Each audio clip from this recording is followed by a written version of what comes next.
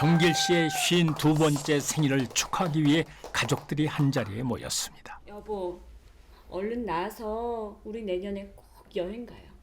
그래요 아버지. 작은아버지랑 다 같이 가족여행 가요. 형 생일 축하해.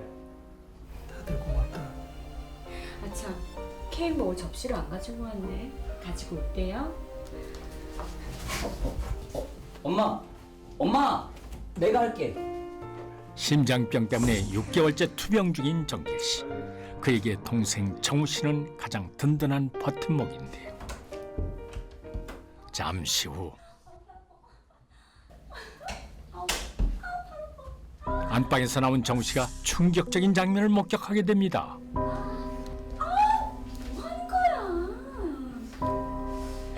엄마 도와주려고.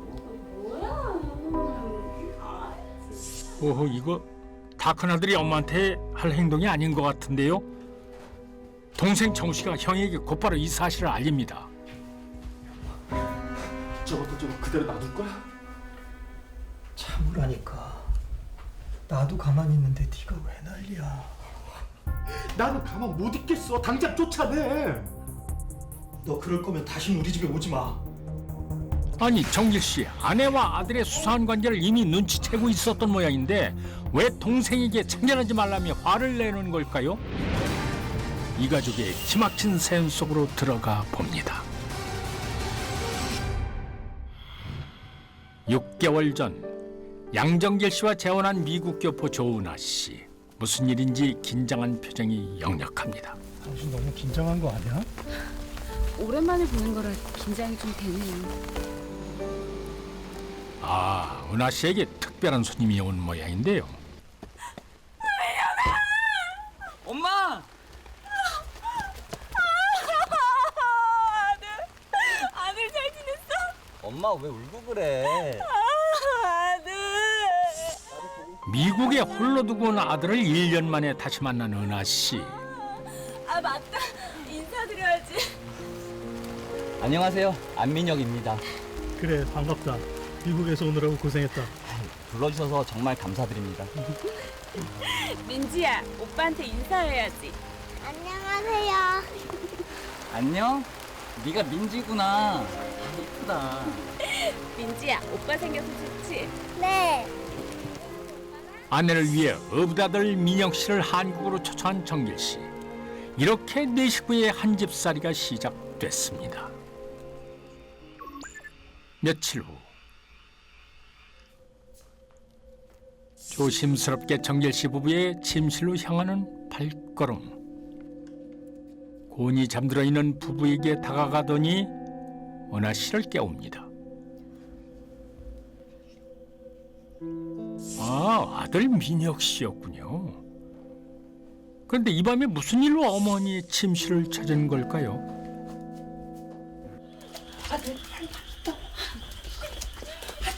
다짜고짜 어머니를 집 밖으로 끌고 나온 민혁 씨. 알아봤어? 그만해. 우리 같이 살게 됐으면 됐잖아. 뭘 그만해. 이제 와서 왜 그래? 민혁아, 너 자꾸 이러면 우리 같이 못 살아. 아씨, 어떻게 좀 해보라고. 나 답답해서 못 살겠어. 그만하라고. 민혁 씨가 어머니에게 뭔가 무리한 요구를 하고 있는 듯한데요. 재혼해서 잘 살고 있는 어머니에게 대체 왜 이러는 걸까요? 일주일 후 민혁 씨가 어부다버지 정길 씨의 회사를 찾았습니다. 동생과 함께 작은 무역 회사를 운영 중인 정길 씨. 아니 그나저나 민혁아, 너 이제 20살인데 벌써 일을 배우게? 예, 사회생활하면서 이것저것 많이 배우고 싶어서요. 영어도 잘하고 많이 도움이 될 거야. 잘 가르쳐줘. 잘 부탁드립니다. 열심히 하겠습니다. 시원시원하네. 어? 인상도 좋고. 근데요, 어디 아파? 아니. 좀 피곤해서 그래. 그만 퇴근하자.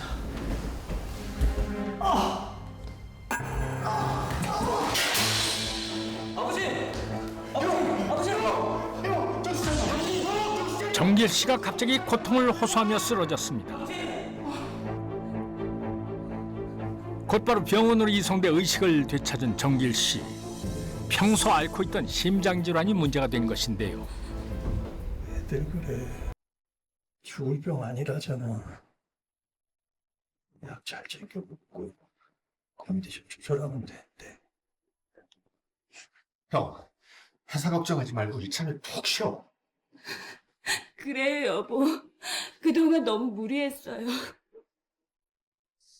남부럽지 않은 성공을 일궈낸 정길 씨에게 유일한 걱정거리는 바로 건강이었습니다. 아무 걱정하지 마요. 민혁아, 엄마 데리고 그만 들어가라. 여보, 저 오늘 여기서 잘게요. 나 괜찮다니까. 민주 혼자 있으면 당신 기다릴 텐데. 그래요, 엄마. 민지도 챙겨야 되는데 집으로 가요.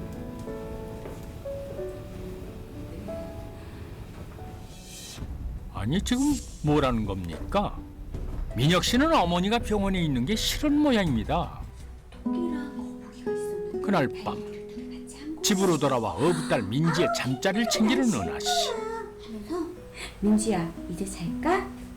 엄마는 아프면 안 돼. 엄마 없는 거 싫어. 민지야, 엄마는 어디도 안 가. 엄마 사랑해. 나도 사랑해. 한창 엄마의 손길이 필요한 나이에 줄곧 혼자였던 민지에게 은하 씨의 존재는 각별할 수밖에 없었는데요. 잠시 후 어부딸 민지를 재우고 안방으로 향하는 은하 씨. 그런데 아들 민혁 씨가 방에 와 있습니다. 여기서 뭐 하는 거야? 왜? 아들이 엄마 방에 오는 게 뭐 이상해? 침대 참 좋네. 얼른 네 방 가서 자. 아유, 잠도 참 잘 오겠다. 아버지도 없는데 오랜만에 엄마랑 같이 잘까? 얘가 정말? 아유, 참 좋은데? 참 어부아버지가 입원해서 집을 비운 게 민혁 씨는 좋은 모양이네요. 바로 그때 심장 안 좋다는 거 왜 말 안 했어? 몰랐어. 그리고 그게 뭐가 중요해? 당연히 중요하지. 병이 있으면 얘기가 달라지잖아. 달라지는 거 없어. 괜한 문제 만들지 마. 알았어. 그건 그렇고 엄마 오랜만에 같이 자자니까. 얘가 왜 이래? 같이 자. 진짜. 싫어. 어부아버지에게 병이 있으면 뭐가 달라진다는 걸까요? 두 사람 뭔가 수상한데요. 한 달 후 퇴원해 집으로 돌아온 정길 씨는 당분간 휴식을 취하며 건강 회복에 힘쓰기로 했는데요. 아버지 나와 계셨네요. 왔어. 아버지 이 약 좀 드셔보세요. 그게 뭔데? 이게 중국에서 어렵게 구해온 약인데 심장에 그렇게 좋대요. 친구 어머니도 심장에 발효 효과 보셨대요. 드셔보세요. 그래? 어부아버지를 위해 심장에 좋다는 약을 구해온 민혁 씨. 그런데 어째 뭔가 다른 의도가 있는 듯합니다. 여보, 무슨 일인데 그래? 여보, 이것 좀 보세요. 저 민지 동생 가진 것 같아요. 어? 엄마 축하해. 이게 웬 경사야? 아버지 좋으시죠? 그래. 엄마 축하해. 고마워, 아들. 자신의 건강 때문에 걱정이 앞서는 걸까요? 정길 씨 아내의 임신이 마냥 기쁘지만은 않은 모양입니다. 다음 날 아픈 아버지를 대신해 민혁 씨가 어머니와 함께 산부인과에 다녀오는 길. 이번엔 딸이었으면 좋겠다. 그러게 엄마 닮으면 참 예쁠 텐데. 근데 내 맞는 거지? 네? 이게 무슨 가당찮은 소리입니까? 뭐? 그걸 말이라고 해? 아이 농담이야. 확 풀어. 여보. 아니 여보라니 이 두 사람 부부였습니까? 대체 이게 어떻게 된 걸까요? 이야기는 5년 전으로 돌아갑니다. 부모님을 따라 미국으로 건너간 조은하는 불의의 사고로 부모님을 잃고 경제적인 어려움을 겪게 되는데요. 사랑하는 남자를 만나 결혼 생활을 시작했지만은 형편은 나아지지 않았습니다. 일어나. 할머니 일어나. 아이씨, 왜 그래? 집주인이 다음 주까지 집 비우래. 왜 또? 당신 어젯밤에 번 거 있을 거 아니야. 그거 갖다 월세 내면 되잖아. 그걸 말이라고 해? 당신이 그런 인간이야? 인간이냐고. 제대로 된 일자리조차 얻지 못한 채 겨우 생계를 유지하던 두 사람. 이들에겐 탈출구가 필요했습니다. 결국 조은하가 먼저 한국으로 돌아오는데요. 취업을 위해 결혼 사실을 숨기고 정길 씨 회사에 지원한 조은하. 내일부터 출근하세요. 감사합니다. 열심히 하겠습니다. 그런데 그녀에게 뜻밖의 기회가 찾아옵니다.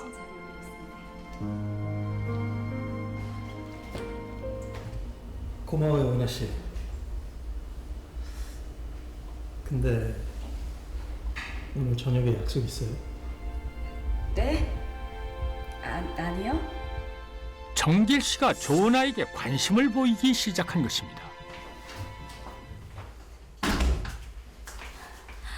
여보세요? 여보, 들려? 우리 회사 사장이 호랩인데 나 좋아하는 것 같다. 뭐? 동방놈이야? 당연하지. 그래서 내가 생각을 해봤는데 우리 사장을 확 꼬셔서 내가 결혼해버릴 거야. 아이씨, 그게 무슨 소리야? 좀 잘 생각 좀 해봐. 완전 돈줄이잖아, 돈줄. 한 2, 3년 살다가 위자료 화장짝 뜯어서 이혼하면 되잖아. 손쉽게 큰 돈을 벌 수 있다는 생각에 정길 씨를 상대로 결혼 사기를 계획한 두 사람은 먼저 위장 이혼을 합니다. 그 후 정길 씨와 결혼에 성공한 조은하는 좋은 아내인 척 연기하며 정길 씨를 감쪽같이 속였고 매달 정길 씨에게서 받은 생활비 일부를 미국에 있는 남편 안민혁에게 보냈습니다.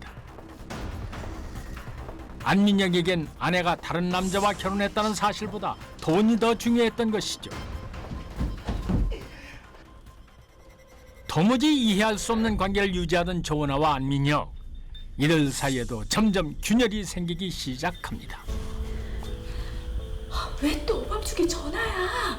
밤마다 그놈이랑 뭘 하길래 전화를 못 받아. 미치겠네 진짜. 나야말로 돌겠다고. 나도 한국 갈래. 당신이랑 살아야겠어. 미국에 있던 남편은 아내가 변심을 해 자신을 버릴까봐 걱정이 됐던 것인데요. 결국 아내는 현재 남편 씨에게 사실 미국에 두고 온 아들이 하나 있는데 같이 살고 싶다고 속여 전 남편을 데려옵니다. 그가 40의 나이에도 불구하고 매우 동안이었기 때문에 가능한 일이었습니다. 그렇게 아내는 전 남편과 한 집에 살며 현재 남편 몰래 미래를 즐겼고요. 두 사람의 아슬아슬한 동거가 계속되던 어느 날 이거 뭐야?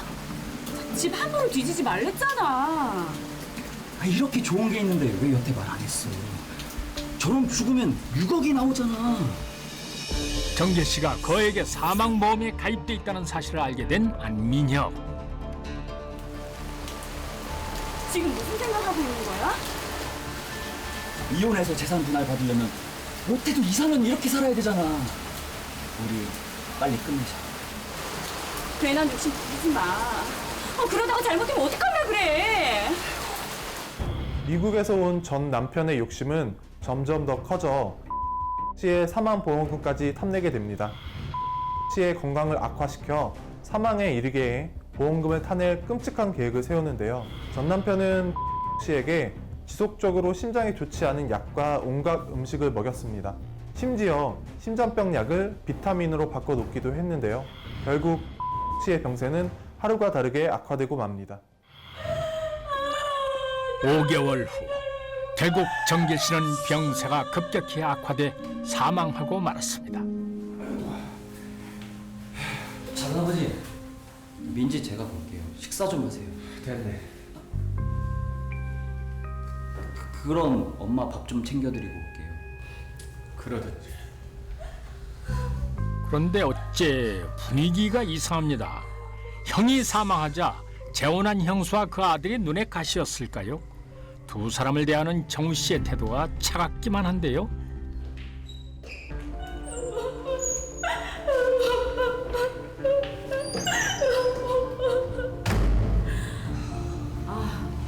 저 자식 왜 저러지? 좀 이상하지 않아? 지네 형이 죽었는데 지금 제정신이겠어. 신경 쓰지 마. 그나저나 보험금 바로 나오는 거지. 그럼 우리 6억으로 뭐 할? 말 조심해.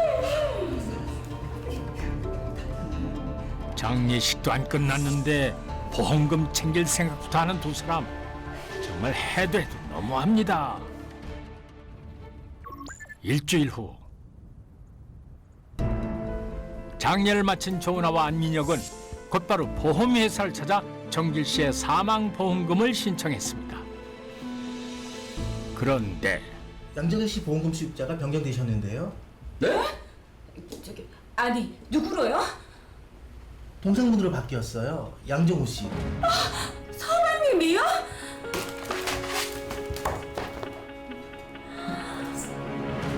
뛰는 놈 위에 나는 놈이 있다고 했던가요? 두 사람이 거대하던 보험금은 이미 동생 정우 씨의 몫이 돼 있었습니다. 그 길로 두 사람은 정우 씨를 만나기 위해 회사를 찾았습니다. 그런데 죽은 형의 자리를 버젓이 차지하고 있는 정우 씨.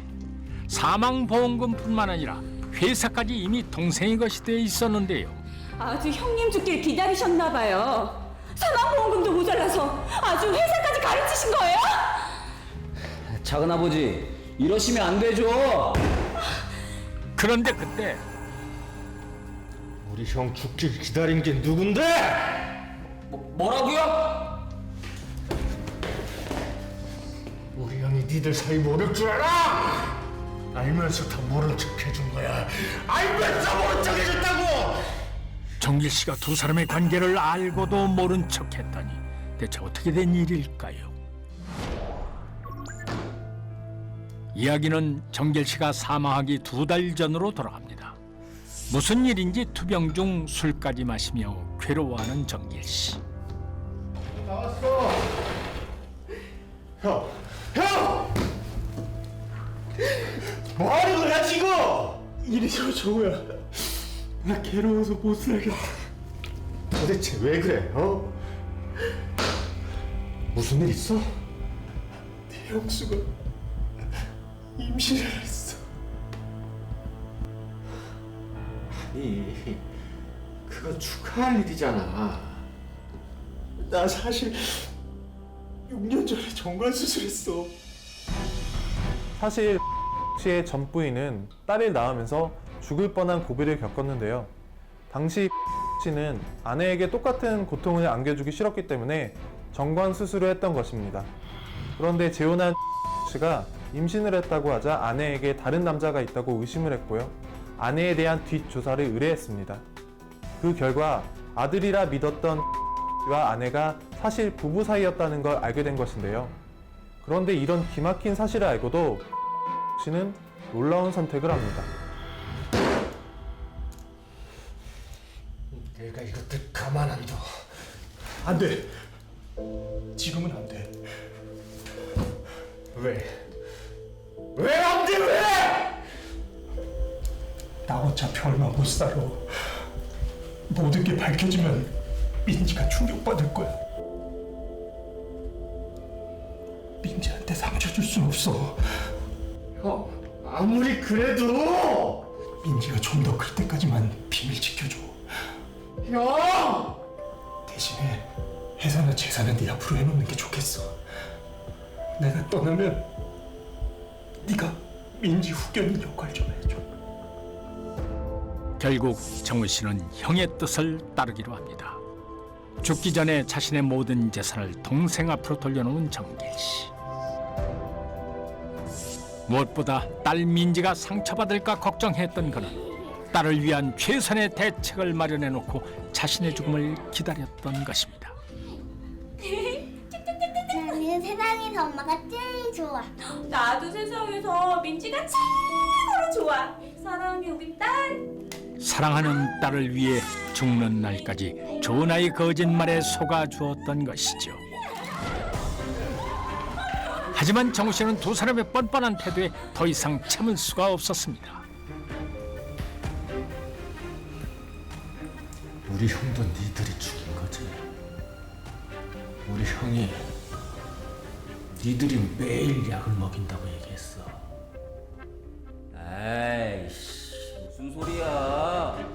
생사람 잡지 마. 증거 있어? 계속 그렇게 거짓말 해봐. 내가 다 밝혀낼 거야. 두고 봐. 동생은 씨의 사인에 대해 수사 의뢰를 했고요. 부검을 통해 씨의 몸에서 다량의 수능 성분이 검출됩니다. 동생은 씨가 지속적으로 먹인 약 때문일 거라 확신을 했는데요. 하지만 씨는 미리 치밀하게 모든 약을 폐기 처분했기 때문에 증거가 전혀 남아있지 않았습니다. 그래서 안타깝게도 형의 죽음이 약으로 인한 것인지 명확한 원인을 밝혀낼 수가 없었습니다.